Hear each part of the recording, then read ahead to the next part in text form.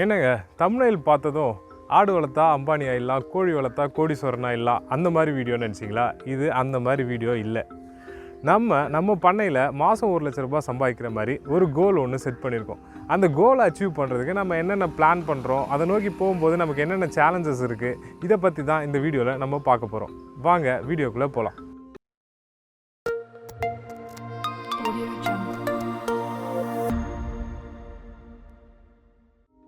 இந்த வீடியோவுக்கு முன்னாடி நம்ம ஃபார்மை எப்படி டிசைன் பண்ணியிருக்கோன்னு ஒரு வீடியோ போட்டிருக்கோம். அதை பார்த்தீங்கன்னா நம்மளோட பிஸ்னஸ் பிளான் இன்னுமே உங்களுக்கு நல்லா புரியும். முதலாவதாக நம்ம பார்க்க போகிறது எங்கள் பண்ணையில் இருக்க மாடுங்களை பற்றி தான். இந்த மாடுங்க மூலயமா நமக்கு என்ன வருமானம் வருதுன்றது தான் இப்போ பார்க்க போகிறோம். எங்கள் பண்ணையில் நாங்கள் ஒரு நாளைக்கு 20 லிட்டர் பால் உற்பத்தின்றது தான் டார்கெட்டாக வச்சுருக்கோம். காலையில் 10 லிட்டர், சாயங்காலம் 10 லிட்டர் அந்த மாதிரி. இதை நம்ம ஒரு மாடு வச்சும் பண்ணலாம், 5 மாடு வச்சும் பண்ண முடியும். எங்களோட கணக்குப்படி பார்த்திங்கன்னா 3 மாடு, அதாவது சராசரியாக 5 லிட்டர் கறக்கிற மாதிரி மாடு வச்சுருக்கோம் நாங்கள் எல்லாம். அப்படின்னு பார்க்கும்போது அதுங்க சுழற்சி முறையில் கறக்கும்போது நமக்கு கரெக்டாக ஒரு வேலைக்கு 10 லிட்டர்ன்ற கணக்கு நமக்கு வரும். நான் சொல்கிறது எல்லாமே வருஷ ஆவரேஜ் தானே தவிர கோடு போட்ட மாதிரி எந்த மாடும் டெய்லி 5 லிட்டர் 10 லிட்டர் அப்படின்றதெல்லாம் கறக்காது. இந்த கணக்கில் நமக்கு பால் கிடச்சிச்சு அப்படின்னா நமக்கு வரக்கூடிய வருமானம் என்னென்னா, ஒரு நாளைக்கு 20 லிட்டர் பாலை நம்ம சராசரியாக 30 ரூபான்ற விலைக்கு கொடுக்குறோம் அப்படின்னு வச்சுக்கிட்டோன்னா வருஷத்துக்கு நமக்கு 2,16,000 பால் மூலயமா மட்டுமே வரும். இதே போல் நம்ம ஸ்டோரில் ஊற்றாமல் நம்ம நேரடியாக விற்பனை செய்யும்போது லிட்டர் 40 ரூபா வரைக்கும் கூட விற்பனை செய்ய முடியும். அப்படி பண்ணும்போது நமக்கு லாபமும் இன்னும் அதிகமாகும். ஆனால் நம்ம ஆவரேஜ் கணக்கு எடுத்துக்கிறோம் அப்படின்றதுக்காக நம்ம 30 ரூபான்ற கணக்கிலே எடுத்துப்போம். அப்புறம் ஒரு மாடுலேருந்து வருஷத்துக்கு ஒரு கன்று அப்படின்றது எல்லா பண்ணைகள்லேயும் கண்டிப்பாக இருக்க வேண்டிய ஒரு டார்கெட். அப்படின்னு பார்த்தா நமக்கு வருஷத்துக்கு 3 கன்றுகள் கிடைக்கும். இந்த கன்றுகளை ஒரு 10,000 ரூபாய்க்கு நம்ம விற்கிறோன்னு வச்சுக்கிட்டா கூட அதுங்க மூலயமா நமக்கு ஒரு 30,000 ரூபாய் கிடைக்கும். இதை விட இப்போ இருக்கிறதுலே காஸ்ட்லியாக போயிட்டுருக்க பொருள் என்னென்னு பார்த்தீங்கன்னா மாட்டு எரு தாங்க. நீங்கள் வெளியிலேருந்து வாங்கணும்னு நினச்சிங்கன்னா ஒரு டிப்பரே 2,000 ரூபாய் வரைக்கும் போயிட்டுருக்கு. அதனால் நம்ம பண்ணைக்கு நம்ம மாடுலேருந்து கிடைக்கக்கூடிய எருவை நமக்கு ஒரு விலையாக நிர்ணயம் பண்ணி எடுத்துக்கிட்டோன்னா கிட்டத்தட்ட 20,000 ரூபாய்க்கு மேலே நமக்கு வருஷத்துக்கு இந்த எரு மூலயமா மட்டுமே லாபம் கிடைக்கிது. பால், கன்று மற்றும் உரம் மூலயமா நமக்கு பண்ணையிலேருந்து கிடைக்கக்கூடிய மொத்த லாபம்னு பார்த்திங்கன்னா 2,66,000 ரூபாய் கிடைக்கும். நம்ம ஒருங்கிணைந்த பண்ணையாக வச்சுருக்கிறதால நமக்கு செலவில் நிறையவே குறைக்க முடியும். அதனால் எங்களுக்கு மொத்தமாகவே இதுக்கு ஆகக்கூடிய செலவுன்னு பார்த்திங்கன்னா வருஷத்துக்கு ஒரு 80,000 ரூபாய் மட்டும்தான் ஆகும். ஏன்னா நம்மக்கிட்ட பசுந்தீவனம் நம்மக்கிட்டே இருக்குது. உலர் தீவனமும் பார்த்திங்கன்னா நம்ம வேர்க்கடலை கொடி, வைக்கோல் இது எல்லாம் நம்ம இடத்துல விளையிறதையே நம்ம யூஸ் பண்ணிக்கிறதால அதுலேயும் நமக்கு லாபம் கிடைக்கிது. அப்படி பார்த்தா நம்ம 2,66,000 ஒரு 80,000 ரூபாய் செலவு போனாலுமே கூட நம்ம வருஷத்துக்கு 3 மாடு மட்டுமே வச்சு பராமரிக்கிறதுலே நமக்கு 1,86,000 ரூபாய் கிடைக்கிது. அடுத்ததாக இப்போ நம்ம ஆடுகளை பற்றி பார்ப்போம். எங்கள் பண்ணையில் ஒரு 12 தரமான தாய் கொடி ஆடுகளை மட்டுமே வளர்க்குறது தான் எங்களுடைய டார்கெட். அந்த 12 ஆடுகளும் 2 குட்டி போடக்கூடிய நல்ல பால் வர்க்கத்தில் இருக்கக்கூடிய தரமான ஆடுகளாக இருக்கும் பட்சத்தில் நமக்கு வருஷத்துக்கு 36 குட்டிகள் கிடைக்கும். ஒரு ஆடு 2 வருஷத்துக்கு 3 தடவை குட்டியணும். இந்த கணக்குப்படி பார்த்தா நமக்கு 36 ஆடுகள் கிடைக்கணும். அந்த 36 குட்டியும் நம்ம 5,000 ரூபாய்க்கு விற்கிறோம் அப்படின்னு கணக்கு வச்சுக்கிட்டா நமக்கு குட்டிகள் மூலயமா மட்டுமே வருஷத்துக்கு 1,80,000 ரூபாய் லாபம் கிடைக்கும். இது இல்லாமல் இதனுடைய உரத்து மூலயமா நமக்கு ஒரு 20,000 ரூபாய் செலவு மிச்சமாகும். மொத்தமாக சேர்த்தோன்னா நமக்கு 2 லட்ச ரூபாய் ஒரு 12 ஆடுகளை வச்சு பராமரிக்கிறது மூலயமா மட்டுமே கிடைக்கும். ஆடுகளுக்கு நம்மளோட ஒருங்கிணைந்த பண்ணையத்தில் பெருசாக எதுவும் செலவுகள் கிடையாது. அதுக்கு நம்ம போடக்கூடிய தடுப்பூசி, சின்ன சின்ன தீவன செலவுகள் அப்படின்னு பார்த்தா கூட நமக்கு ஒரு 40,000ல் இந்த 12 ஆடுகளுக்கான தீவனம் ஒரு வருஷத்துக்கே முடிஞ்சிடும். இந்த மாதிரி கணக்கு வச்சுக்கிட்டோன்னா நமக்கு 1,60,000 ரூபாய் ஆடுகள் மூலயமா லாபம் இருக்குது. சிலருக்கு எங்கள் ஆடு மாடுகளோட எண்ணிக்கையை கேட்டோன்னே என்ன இது 5 ஏக்கர் பண்ணைக்கு இந்த ஆடு மாடுகளோட எண்ணிக்கை ரொம்ப கம்மியாக இருக்கே அப்படின்ற மாதிரி ஒரு சந்தேகம் வரலாம். ஆமாங்க, கம்மியாக தான் இருக்குது. ஏன்னு பார்த்தீங்கன்னா நம்ம பார்த்திங்கன்னா ஒரு செல்ஃப் சஸ்டைன்டு ஃபார்மாக போகணும் அப்படின்றது தான் நம்மளுடைய ஆசை. அதுக்காக நம்ம பண்ணையில் கிடைக்கக்கூடிய அந்த வேஸ்ட்டுங்களை யூஸ் பண்ணுறதுக்காக மட்டும்தான் நம்ம கால்நடைகளை வளர்க்குறோம். அது மூலயமா கிடைக்கக்கூடியது தான் நமக்கு இந்த வருமானம். அதனால தான் நம்ம ஆடுகளில் இன்னொரு விதமாகவும் வளர்த்துக்கிட்டு இருக்கோம். ஃபேட்டனிங்னு சொல்லக்கூடிய குட்டிங்களை வாங்கி அதை வளர்த்து நம்ம ஒரு 4 மாதம் கழித்து கறிக்காக விற்பனை பண்ணுறது தான் அந்த ஃபேட்டனிங் பர்பஸ். நம்ம கிட்ட இருக்கக்கூடிய தீவனத்தை பொறுத்தும் நம்மக்கிட்ட இருக்கக்கூடிய உலர் தீவனம் இது எல்லாத்தையும் கன்சிடர் பண்ணி 10லேருந்து 20 குட்டி வரைக்கும் எடுத்து நம்ம வளர்க்கலாம். இது என்னென்னா, நமக்கு இப்போ தீவனம் கம்மியாக இருக்குது, நம்ம பண்ணையில் தீவன பற்றாக்குறை வருதுன்ற பட்சத்தில் நீங்கள் தாயாடுகளை விற்றாலோ இல்லை மாடுகளை விற்றாலோ உங்களுக்கு நஷ்டம்தான். ஆனால் இந்த ஃபேட்டனிங் பர்பஸ்க்காக வாங்கக்கூடிய ஆடுகளை நீங்கள் என்றைக்கு விற்றாலுமே அதோட மதிப்பு அன்னைக்கு என்னவோ அந்த காசுக்கு உங்களால் விற்றுற முடியும். இது தாய் ஆடுகளை வளர்க்குறத விடவே ரொம்ப லாபமானது தான். சீசனுக்கு தகுந்த மாதிரி ஆடுகளை தேர்ந்தெடுத்து வளர்க்குறது ரொம்ப முக்கியம். பக்ரீத் பண்டிகைக்காக நம்ம வளர்க்குறோன்னா செம்மறி குட்டிகள் எடுத்து வளர்த்தோன்னா அது நல்ல விற்பனை ஆகும். அதே மாதிரி ஆடி மாதத்தில் கோயில்களுக்கு எங்கள் பகுதியில் கருப்பு நிறத்தில் இருக்கக்கூடிய கிடாய்க்களை தான் எதிர்பார்ப்பாங்க. அதை நம்ம முன்கூட்டியே பிளான் பண்ணி அந்த மாதிரி எடுத்தோன்னா நமக்கு நார்மலாக போகக்கூடிய விலையை விட இந்த மாதிரி ஆடுங்களுக்கு விலை சேர்த்து கிடைக்கும். இந்த மாதிரி கிடாய் குட்டிகளை வளர்க்கும்போது நம்ம வருஷத்துக்கு 2லேருந்து 3 பேட்ச் வரைக்குமே வளர்க்க முடியும். இது மூலயமா ஒரு பேட்சுக்கு நமக்கு ஒரு 50,000 ரூபாய் வரைக்கும் லாபம் கண்டிப்பாக கிடைக்கும். இது தாயாடுகளை பராமரிக்கிறத விடவே ரொம்பவுமே ஈஸியானது. புதுசாக ஆடு வளர்க்கணும்னு நினைக்கிறவங்க இந்த மெத்தடை ட்ரை பண்ணிங்கன்னா ரொம்பவே லாபமாக இருக்கும். இதில் நீங்கள் ஆடு வளர்ப்பை பற்றி தெரிஞ்சுக்கிட்டதுக்கப்புறம் தாயாடுகள் வளர்த்திங்கன்னா ரொம்ப நல்லாயிருக்கும். இப்போது நம்ம நாய்களை பற்றி பார்ப்போம். நம்ம ஒரு கிணலாக வச்சு பண்ணோன்னா இந்த டாகை பிஸ்னஸாகவும் நல்லா பண்ண முடியும். ஆனால் நம்ம பண்ணையில் நம்ம கிணல் மாதிரிலாம் பண்ணலை. நம்ம பண்ணையில் இருக்கக்கூடிய நாய்களுடைய முக்கியமான வேலை என்னென்னா நம்ம பண்ணையை பாதுகாக்கிறது தான்.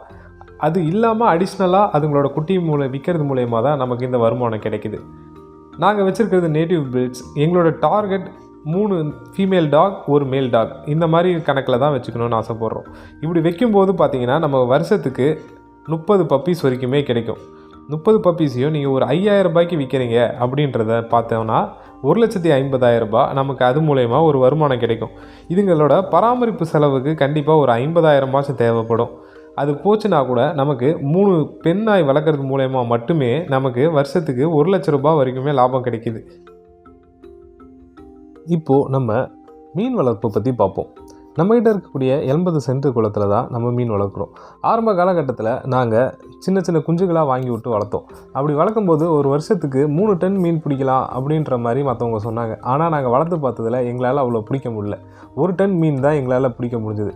அதுக்கப்புறமா நாங்கள் ஸ்டாக் சைஸ் குஞ்சுகளை வாங்கி விட ஆரம்பித்தோம். ஸ்டாக் சைஸ் குஞ்சுங்கன்னா ஏற்கனவே ஓரளவுக்கு வளர்ந்த குஞ்சுகள். அந்த மாதிரி விடும்போது பார்த்திங்கன்னா நம்ம அதை 10 மாதத்துக்கு மேலே வளர்த்ததை இதில் நம்ம 6 மாதம் வளர்த்தாலே போதும். 1 டன் மீன் நம்மளால் பிடிக்க முடியுது. வருஷத்துக்கு 2 பேட்ச் வளர்க்க முடியுது. நம்மளுக்கு விற்பனை வாய்ப்பை பற்றி பிரச்சனையே கிடையாது. நம்ம இடத்துல 150 ரூபாய் கொடுத்து வாங்குறதுக்கு நமக்கு கஸ்டமர்ஸ் இருக்காங்க. அதனால் வருஷத்துக்கு நம்ம 2 டைம் 1,50,000 1,50,000ன்னு 3,00,000 ரூபாய் வரைக்கும் இந்த குட்டையிலேருந்து நமக்கு லாபம் கிடைக்குது. அதில் 1,00,000 ரூபாய் நமக்கு செலவில் போனால் கூட மீதி 2,00,000 ரூபாய் லாபம் நமக்கு இந்த மீன் குட்டை மூலயமா கிடச்சிக்கிட்டு இருக்குது.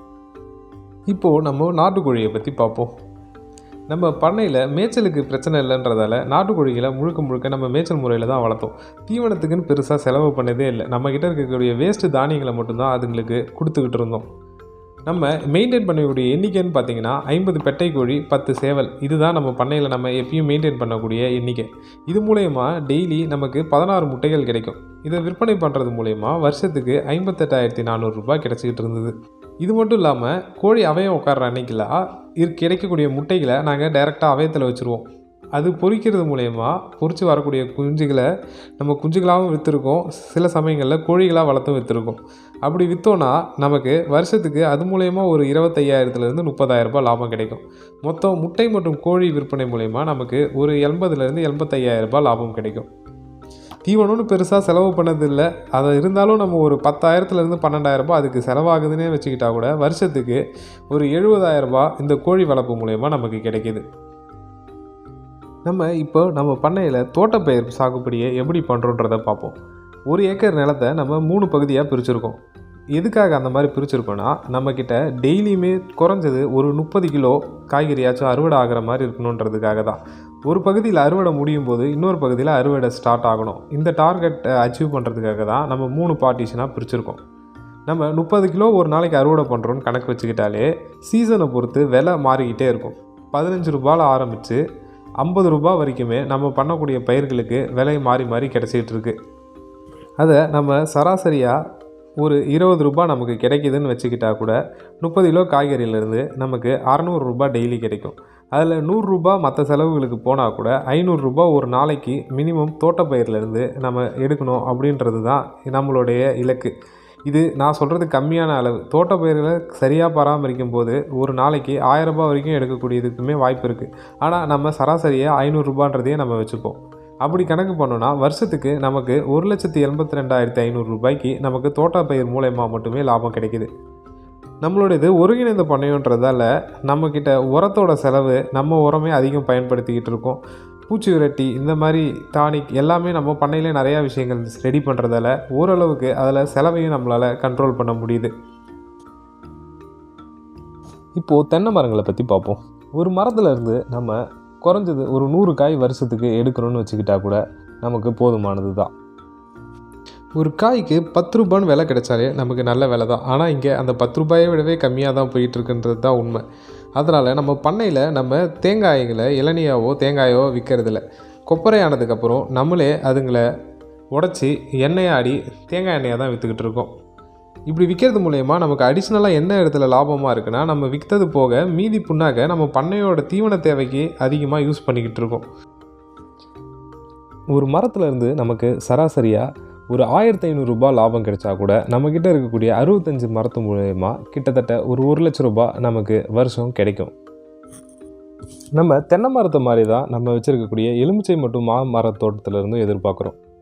நம்மக்கிட்ட அது ரெண்டுத்தையும் சேர்த்து ஒரு 100 மரங்களுக்கு மேலே இருக்குது. சராசரியாக ஒரு மரத்துலேருந்து நமக்கு ரூ. 1,000 கிடைச்சா கூட ஒரு வருஷத்துக்கு நமக்கு ரூ. 1,00,000 கிட்ட லாபம் இருக்குது. ஆனால் இப்போ தான் அந்த மரங்கள்லாம் ஒரு 1.5 வருஷத்து மரமாக இருக்குன்றதால இன்னுமே எங்களுக்கு அதிலேருந்து லாபத்தை அனுபவிக்கிறதுக்கு ஒரு 1.5 வருஷம் ஆகும். நம்ம மேலே சொன்ன எல்லா வருமானத்தையும் ஆட் பண்ணோன்னா வருஷத்துக்கு நமக்கு 12,03,000 வருது.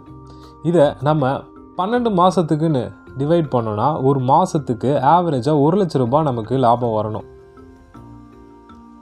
இப்போவே நம்ம பண்ண கிட்டத்தட்ட ஒரு 80% தான் சக்ஸஸ் ஆகிருக்கு. இன்னும் அந்த 20% எனக்கு வரதுக்கு பார்த்திங்கன்னா அதுக்கு இன்னும் ஒரு வருஷம் 1.5 வருஷம் டைம் எடுத்துக்கும்.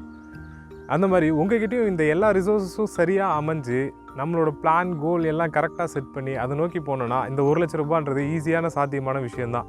ஆனால் அதுக்கு நடுவில் எக்கச்சக்க சேலஞ்சஸ் நமக்கு வரும். அந்த சேலஞ்சஸை எப்படிலாம் ஃபேஸ் பண்ணலாம் அப்படின்றதெல்லாம் நம்ம தெரிஞ்சுக்கணுன்னா என்னோடய வீடியோவை கண்டினியூவாக நீங்கள் ஃபாலோ பண்ணும்போது எனக்கு என்னென்ன பிரச்சனைகள் வந்துச்சு அதை எப்படி ஓவர் கம் பண்ணுறோம் அப்படின்றதெல்லாம் நீங்கள் ஃபாலோ பண்ணலாம். இந்த இன்ஃபர்மேஷன்ஸ் உங்களுக்கு யூஸ்ஃபுல்லாக இருக்குன்னா இந்த வீடியோவை லைக் பண்ணிவிடுங்க. தொடர்ந்து இந்த மாதிரி நிறைய வீடியோஸ் நம்ம சேனலில் வந்துகிட்டு இருக்குது. அதையெல்லாம் உங்களுக்கு ஃபாலோ பண்ணணும்னா மறக்காமல் சப்ஸ்கிரைப் பண்ணிக்கோங்க. தேங்க்ஸ் ஃபார் வாட்சிங்.